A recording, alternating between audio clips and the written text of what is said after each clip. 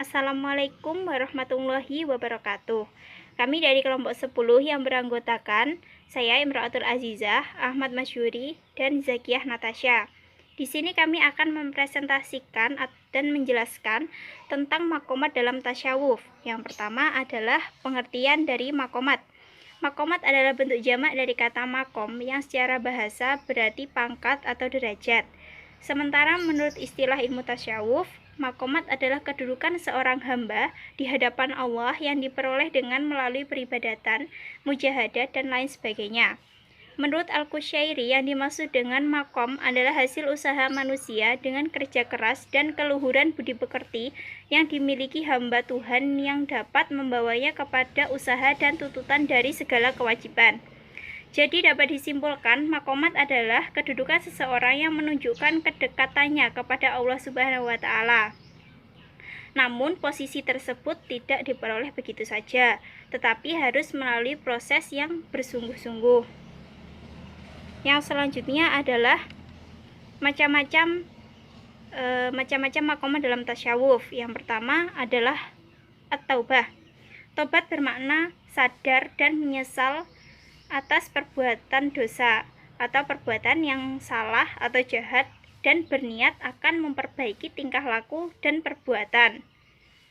Makom tobat atau al-taubat merupakan makom pertama yang harus dilewati setiap salik dan diraih dengan menjalankan ibadah, mujahadah, dan riyadhah. Materi selanjutnya yakni al-istiqomah. Al-istiqomah yaitu merupakan satu tahapan penting di antara tahapan penting lain dalam tasawuf. Syekh Abu Ali Ad-Dakak menjelaskan 3 terminologi dalam kata al-istiqomah yang dikatakan sebagai tingkatan istiqomah tersebut, yaitu yang pertama menegakkan segala sesuatu, al-taqwim, yang kedua yakni meluruskan segala sesuatu, yang al-iqomah, dan yang ketiga yakni berlaku teguh, al-istiqomah. Dan selanjutnya yakni al-waro'. Kata al-waro' berasal dari bahasa Arab waro'ah yari'u waro'an yang bermakna berhati-hati, tetapi dalam Kamus Bahasa Indonesia waro' bermakna patuh dan taat kepada Allah. Waro' sendiri itu mempunyai 2 macam, yakni yang pertama waro' lahiriah, di mana tidak mempergunakan anggota tubuhnya untuk hal yang tidak diridhai Allah SWT, dan yang kedua yakni waro' batin, tidak mengisi batinnya kecuali hanya Allah SWT. Selanjutnya yakni al-zuhud.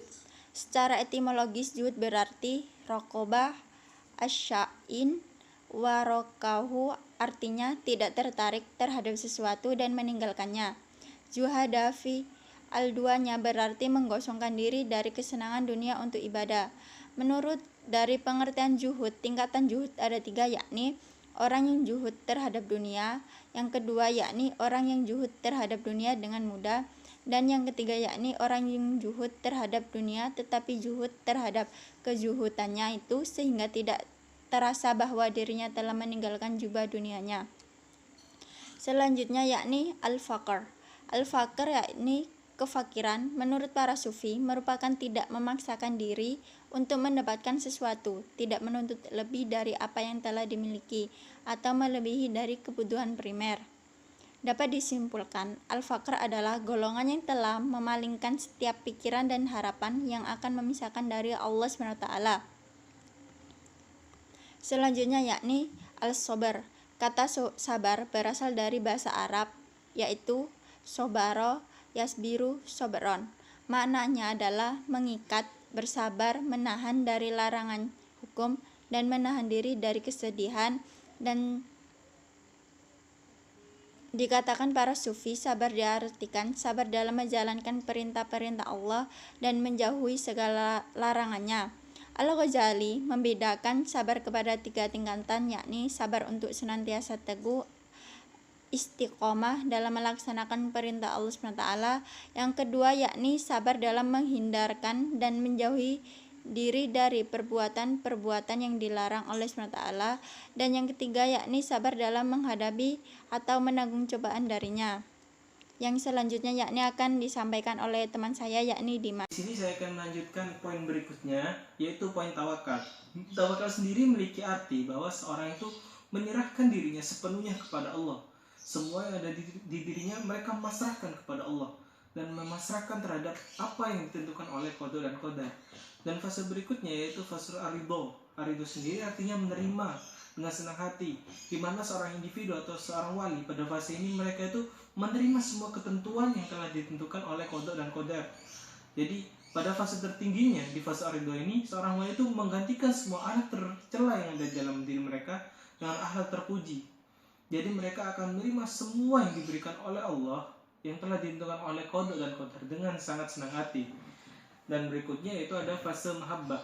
Mahabbah sendiri itu artinya mencintai. Yang dicintai di sini maksudnya yaitu mencintai Allah, Rasul, Al-Quran dan hadis. Lah mencintai di sini itu bukan sekedar mencintai.